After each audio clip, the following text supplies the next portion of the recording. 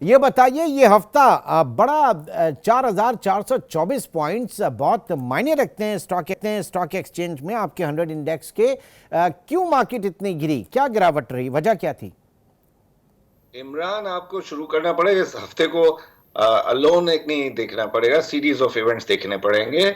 और series of events में आप ये 2 महीने 3 महीने की तेजी को भी कंसिडर करना पड़ेगा हम्म। कि एक मार्केट कंटिन्यूस बढ़ी है।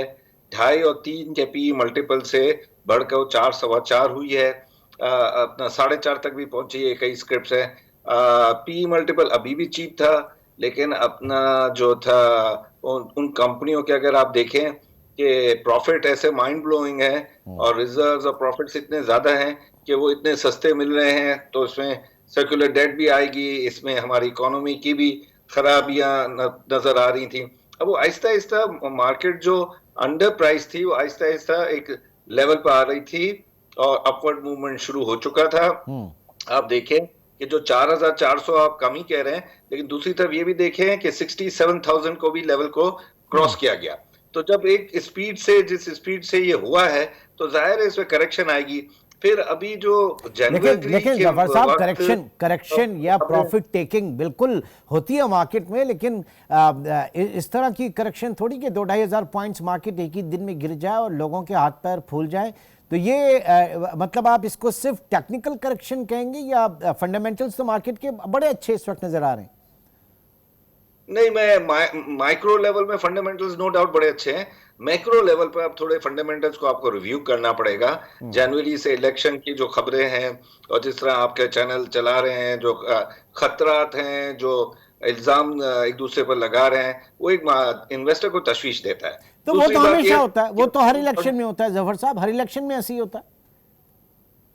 हाँ, ऐसे ही होता है। दूसरा आप नहीं देख रहे कि दिसंबर क्लोजिंग के वक्त फॉरेन फंड्स की लोग जो हैं इन्वेस्टमेंट की जगह वो छुट्टियों पर चले जाते हैं, वो आते हैं वापस 5 जनवरी को, फिर अपनी क्लोजिंग करती हैं। और बैंकों को भी, जिन्होंने कर्जे से स्टॉक्स उठाए होते हैं, उनकी उनकी तरफ से बैंक से उनको पुश आता है कि भाई आप अपने ऑफलोड करें स्टॉक्स, ताकि हमको क्लियरेंस मिले।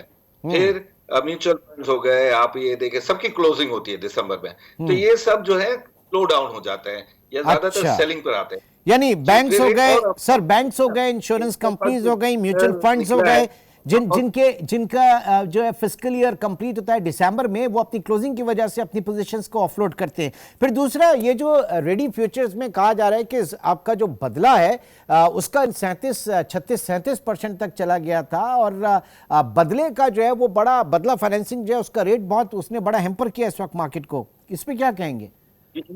यही एक आपको आखिरी बताने वाला था कि अगले हफ्ते में 4 दिन वर्किंग होंगे जिसमें बदले को सुलटाना होगा हाँ, फ्यूचर के। हाँ, तो 42 अरब से ऊपर है। और जो इंटरेस्ट रेट चार्ज कर रहे हैं, पहले तो आप इसको भी कंसिडर करें कि 22% तो गवर्नमेंट का हो गया। जी। इसके ऊपर जो स्प्रेड लेगा थोड़ा बहुत, तो वो उसको लेना चाहिए था। अगर बैंक से उसने कर्जा लिया है तो 25 में उसको मिला सर्विसेज चार्जेस लगाकर, तो वो 30 पर तो नॉर्मल हो ही जाता था मतलब उसका। लेकिन 8% के अब ये ऊपर तो थोड़ा कैप है बढ़ा ना, है। 30 के ऊपर तो कैप है ना। 30 के ऊपर कैप है, लेकिन उसका ये हुआ कि जो अब नए इन्वेस्टर्स आते हैं, स्पेशली हम इसको कंसिडर करेंगे लाहौर फिनोमेना, कि लाहौर के लोगों की जो बाइंग थी उसे यही समझाया जा रहा था कि भाई ये इंटरेस्ट रेट तो फीजेबल नहीं है, लेकिन वो बाइंग की स्प्री पैसे थे कि फिर उनको थोड़ा बहुत ऑफलोड करना पड़ा। फिर अभी आप देखिए कि जो इलेक्शंस की टर्मिनोलॉजीज और जो एक दूसरे की टैक्टिक्स है, वो लोगों को, इन्वेस्टर्स को शक व शुबात में डाल रहे हैं कि 8 फरवरी को क्या होगा क्या नहीं होगा, नहीं, किस 8 तरह फरवरी उल्टे को कुछ नहीं होगा, 8 फरवरी को सिर्फ इलेक्शन होंगे, दैट्स इट। ये तो आप जरा खातिर जमा रखें इसके ऊपर। आप अपनी चीजें जो है वो इलेक्शन में और इन चीजों में डाल रहे हैं। मैं आपसे ये जानना चाह रहा हूं कि अगले 4 सेशन जो हैं वो बड़े इंपॉर्टेंट होंगे दिसंबर क्लोजिंग से पहले, तो जरा ये बदला रेट को जहन में रखते हुए और फोरकास्ट कर सकते हैं कि क्या ये सेलिंग प्रेशर जो है ये बरकरार रहेगा अभी? देखिए, सेलिंग प्रेशर तो बरकरार रहेगा। मैंने हर प्रोग्राम में, हर चैनल पे यही कहा है कि आपको अब अच्छी बाइंग स्प्री जो नजर आएगी नेक्स्ट ईयर नजर आएगी। फिस्कल ईयर हमारा वही जून होता है, लेकिन दिसंबर क्लोजिंग एक अहम एलिमेंट होता है। तो वो जो अहम एलिमेंट है, उसके बाद रिजल्ट्स आने शुरू हो जाएंगे 3 महीने के अंदर, क्वार्टरली वाले। तो वो जो होंगे वो इतने अच्छे होंगे कि आपको स्प्री, जो बाइंग स्प्री मिलेगी जनवरी में, प्रोवाइडेड आप चाहे कुछ भी करें। 8 फरवरी को जरूर इलेक्शन होंगे, लेकिन मोडस ऑपरेंडी किसी को अभी तक समझ नहीं आ रहा है। Okay, what about market capitalization? Market cap इस वक्त क्या है सर? यार देखो, हम तो बहुत नीचे चले गए थे। 38,000 पॉइंट इस साल के स्टार्ट में हम लोग थे। 25 बिलियन डॉलर की थी, अब ये 32 बिलियन डॉलर की हुई है।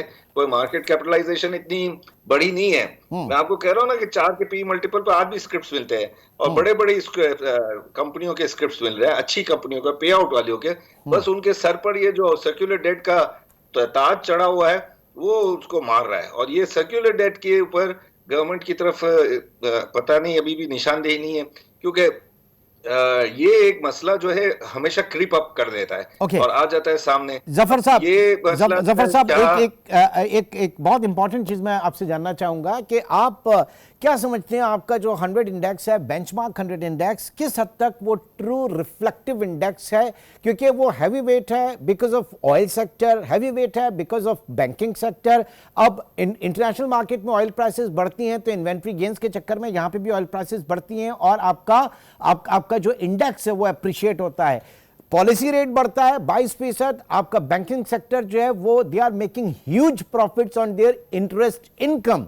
ये दोनों चीजें जो हैं आपके 100 इंडेक्स को ऊपर लेकर जाती हैं, लेकिन सेम टाइम ये आपकी रियल इकोनॉमी का बिठा देती हैं, उसके लिए जहर कातिल हैं। तो किस हद तक हम समझ सकते हैं कि PSX 100 इंडेक्स जो है वो ट्रू रिफ्लेक्टिव है, वो सही रिफ्लेक्ट करता है आपकी इकोनॉमी को?